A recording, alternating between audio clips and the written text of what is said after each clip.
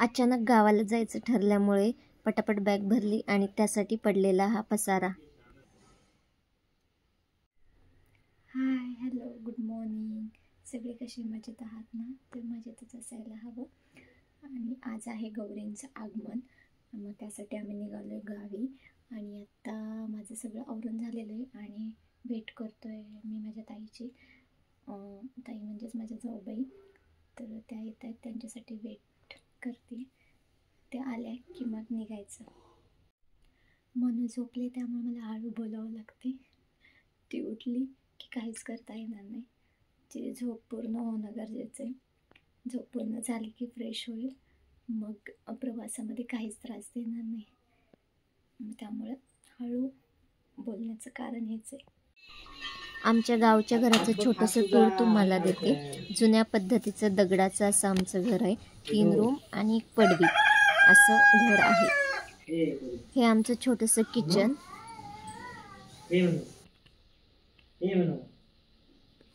इकडे ये ना। अरे हाताला लागाय बघ, हात कसा झाला तुझा, पिळकन हात।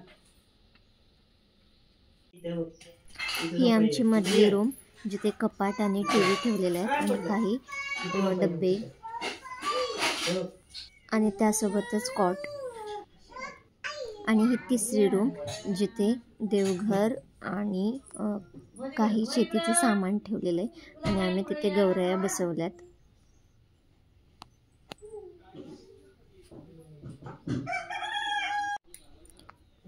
इथे मनूला उमऱ्यातून आत यायचं होतं, त्यासाठी तिचे प्रयत्न चालू होते, पण तिला काही जमतच नव्हतं, त्यामुळे ती तिथेच खेळत बसली होती। ह्या आमच्या गौराई।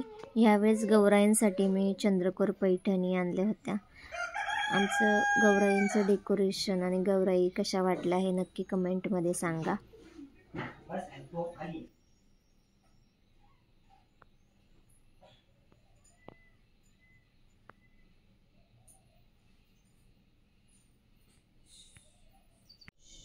नमस्कार मंडळी। तर आम्ही गावाला आलेलो आहे आणि गावाला आल्यानंतर काय व्हिडिओ शूट करायला टाईम भेटतच नाही।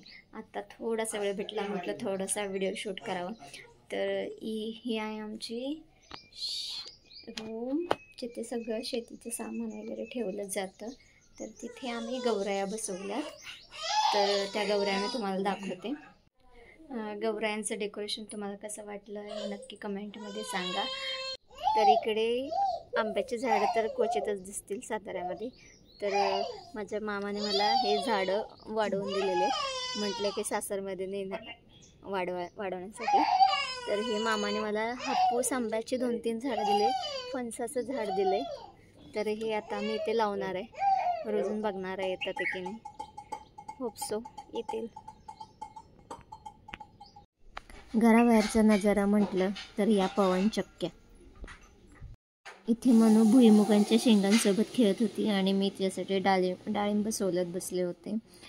आणि व्हिडिओ काही जास्त मला शूट करता आला नाही, जेवढा माझ्याकडून पॉसिबल झाला तेवढाच शूट झाला। तर हा छोटासा व्लॉग माझा तुम्हाला कसा वाटला? आवडला असेल तर नक्की लाईक, शेअर आणि सबस्क्राईब करा।